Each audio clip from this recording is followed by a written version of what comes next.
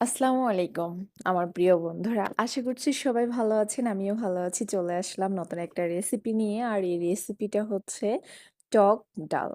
আর এটা রান্না করার জন্য আমার লেগেছে কিন্তু আস্ত একটা টমেটো, পেঁয়াজ কুচি, রসুন কুচি এবং ২ রকমের মরিচ।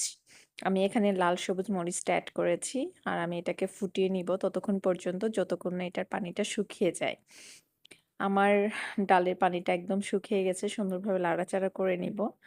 নাড়াচাড়া করে নেওয়ার পরে আমি ডাল ঘুটনি দিয়ে এটাকে সুন্দরভাবে ঘুটে নিব। এমনভাবে ঘুরতে হবে যাতে সবকিছু সুন্দরভাবে মিহি হয়ে যায়।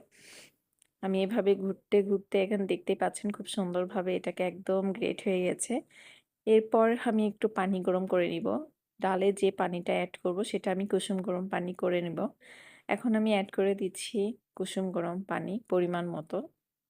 এরপরে সুন্দরভাবে সবকিছু একদম মিক্সড করে দিব।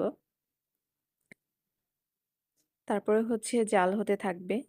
এভাবে ফুটতে থাকবে মিডিয়াম আঁচে। কিছুক্ষণ ফোটানোর পরে আমি আবার এটাকে সুন্দরভাবে লাড়াচাড়া দিয়ে নিব।